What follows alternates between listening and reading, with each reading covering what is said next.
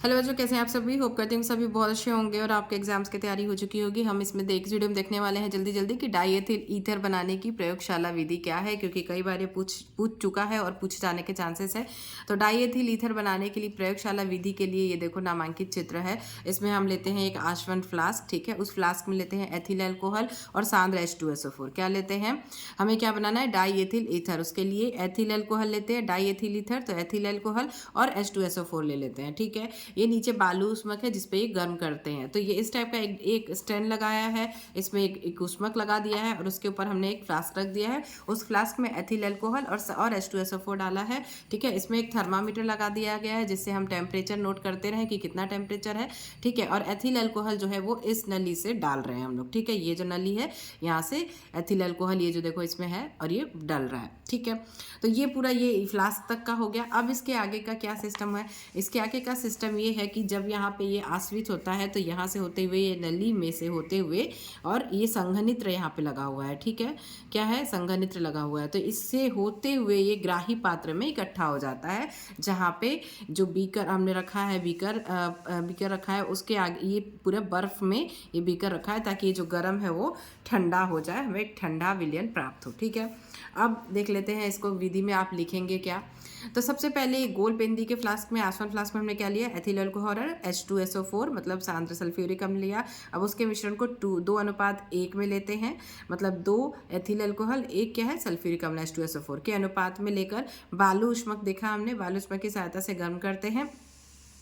फिर 140 डिग्री पर गर्म करने से ईथर जो है वो बर्फ के जल में रखे ग्राही पात्र में एकत्रित होने लगता है, जो ग्राही पात्र है इसमें एकत्रित होने लगता है। और इस प्रकार प्राप्त ईथर में सल्फ्यूरिक अम्ल, एल्कोहल तथा जल की अशुद्धियाँ होती है। इस प्रकार जो प्राप्त होता है हम लोग को सल्फ्यूरिक अम्ल, इस प्रकार जो ईथर प्राप्त होता है उसमें सल्फ्यूरिक अम्ल, अल्कोहल और जल की अशुद्धियाँ होती है। तो अब इन अशुद्धियों को हम दूर कर लेते हैं।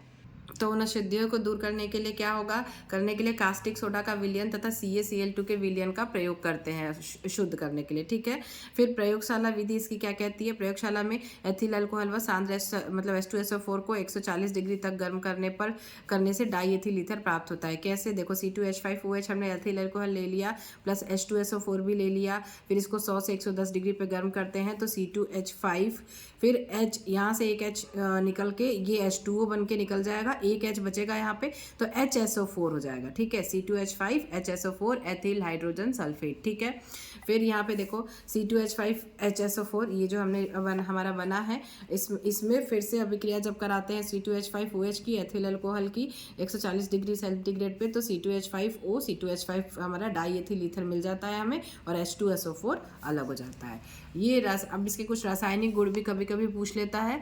तो एसिटिल क्लोराइड से क्रिया पहले कराएंगे CH3COCl से C2H5O C2H5 ईथर की, तो क्या होगी, फिर CH3COO ये पूरा C2H5 उठ के इसके पास आ जाएगा और C2H5Cl के साथ निकल जाएगा तो एथिल एसीटेट बनाएगा।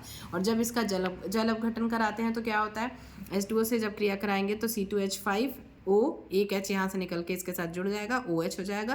फिर C2H5O और एक H और इसके साथ जुड़ जाएगा, ये O और H यहाँ जुड़ जाएगा तो C2H5OH C2H5OH एल्कोहल बनता है।